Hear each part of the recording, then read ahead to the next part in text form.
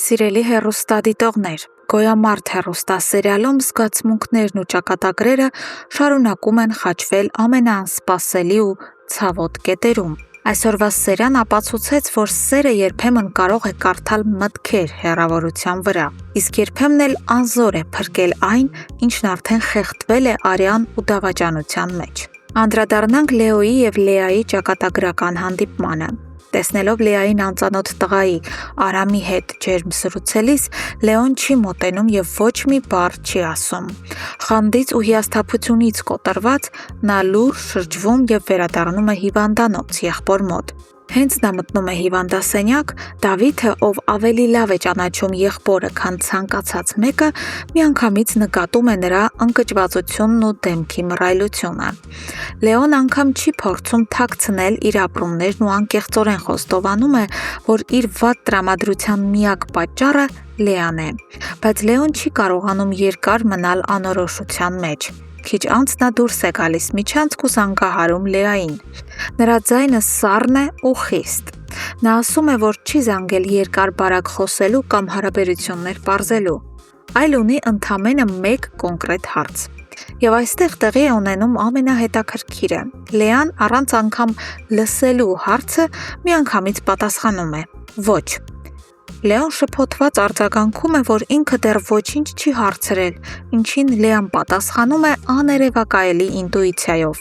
Նա ասում է, որ շատ լավ գիտի Լեոյի միտքը։ Նրան հետաքրքրում է արդյոք իր և Արամի միջև ինչ-որ բան կա։ Ուստի իր հստակ ու վերջնական պատասխանն է ոչ։ Այս կարճ, բայց խոսուն երկխոսությունը ցույց է տալիս, թե որքան խորն են նրանք ճանաչում ու զգում միմյանց, նույնիսկ բաժանված ժամանակ։ Իսկ այս ընթացքում մագունցների տանը տիրում է կեղծ ուրախություն։ Գրիշոն վերջապես վերադառնում է տուն և Իննան անչափ երջանիկ է իր որդուն ազատության մեջ տեսնելու համար։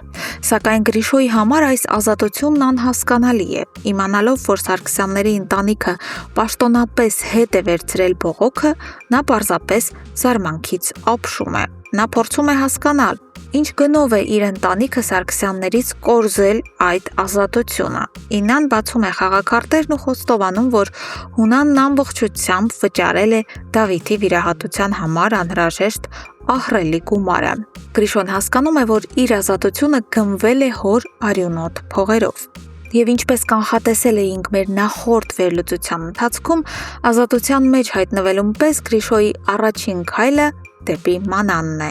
Նա զանգահարում և հանդիպման է կանչում աղջկան։ Մանանը ի զարմանս շատերի գալիս է։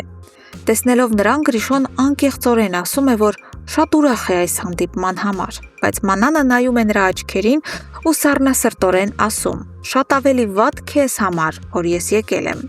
Գրիշոն գիտակցելով, որ ընդմիշտ կորցնում է իր կյանքի միակ սերը, գնում է ծայրահեղ անկեղծության։ Նա ասում է, որ իր կյանքում երբեք ոչ մի աղջկա նման խոսքեր չի ասել, որ ինքն իսկապես ու խելագարի պես սիրում է նրան։ Այս խոսքերի հետ նա առաջ է գալիս ու ամուր գրկում Մանանին, բայց հրաշք տեղի չի ունենում։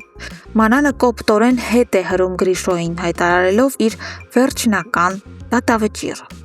Նա ասում է, որ ամեն բան արդեն մնացել է անցյալում, որ իրենք այլևս երբեք չեն կարող լինել միասին։ Եվ ամենակարևորը, որ ինքը երբեք չի ներելու այս արյունն ու ցավը։ Սիրելի հեռուստադիտողներ, ինչ եք կարծում, արդյոք Լեայի և Լեոյի այս հեռախոսազրույցը կդառնա նրանց նորից միանալու առաջին քայլը։ Եվ ինչպես կշարունակի ապրել Գրիշոն, լսելով Մանանի այս դաժան, բայց արդարացի մերժումը։ Անպայման գրեք ձեր կարծիքներն ու կանխատեսումները մեկնաբանություններում։ Մենք անհամբեր սպասում ենք ձեր արձագանքներին։ Շնորհակալություն դիտելու համար։